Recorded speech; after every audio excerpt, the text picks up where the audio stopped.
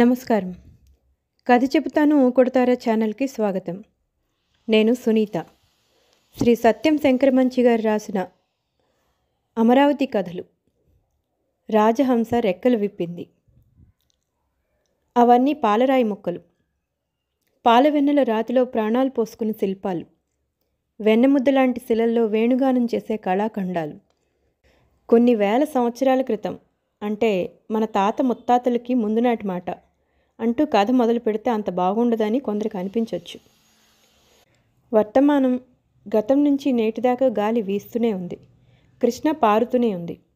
గతాన్ని గురించిన కృష్ణ పాడుతూ ఉంటే గతకాలపు శిల్పాలు ఆనాటి కథలు చెప్తున్నాయి. అదుగో ఆమె యక్షిణి. ఇంతలేసి కళ్ళతో మనవైపే చూస్తోంది. ఎత్తైన జుట్టుముడి, పొడవాటి కేశపాశాన్ని పాయలు పాయలుగా చీల్చి మెలికలు మెలికలుగా చుట్టి మల్లెపొదలా నిండుగా ముడివేసింది. ఆ జుట్టుముడిలో దీపాల్లా పువ్వులు. ముడినంతటినీ చుట్టివేస్తూ మరో పూలదండ. మెడ ఒత్తుగా ఉంది. మెడ నిండా ఆభరణాలు వేళ్లాడుతున్నాయి.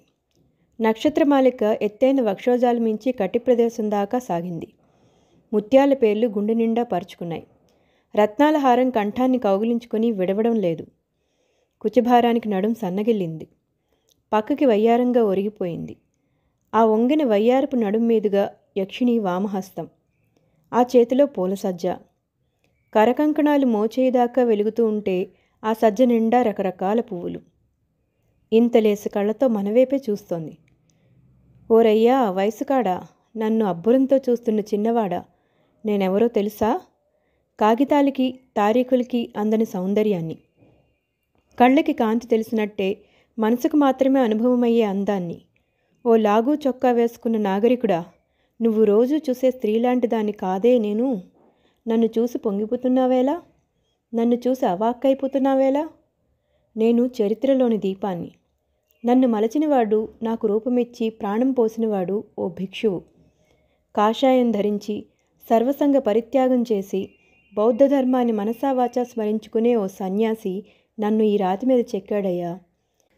ఈ పువ్వులతో వెళ్ళి బుద్ధుడి పాదాలు మెత్తగా అద్దమని, ఈ తనువుతో మోకరిల్లమని నన్ను అంపుతున్నాడయ్యా. బుద్ధుడి సేవలో నన్ను నియమిస్తున్నాడు కనుక నన్నింత అపురూప సౌందర్యవతిగా తీర్చాడయ్యా.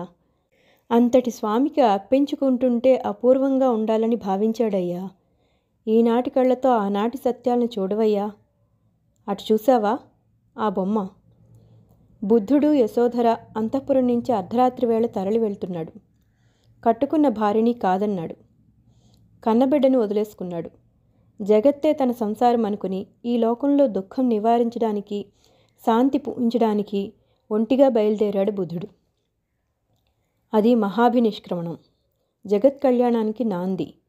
ఆ సుముహూర్తాన అదృశ్యంగా యక్షులు కిన్నెరలు బుద్ధుణ్ణి స్తుతిస్తున్నారు. రథం బయలుదేరింది. ముందు ముందుకు సాగిపోతోంది.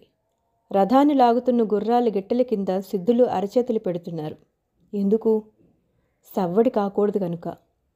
గుర్రపు గిట్టెలు చప్పుడైతే అంతఃపురం మేల్కొనవచ్చు, యశోధర మేల్కొనవచ్చు, రాహులుడు లేచి నాన్నా అని పిలవవచ్చు, సిద్ధార్థుడిని మోహపాసం బంధించి వేయవచ్చు.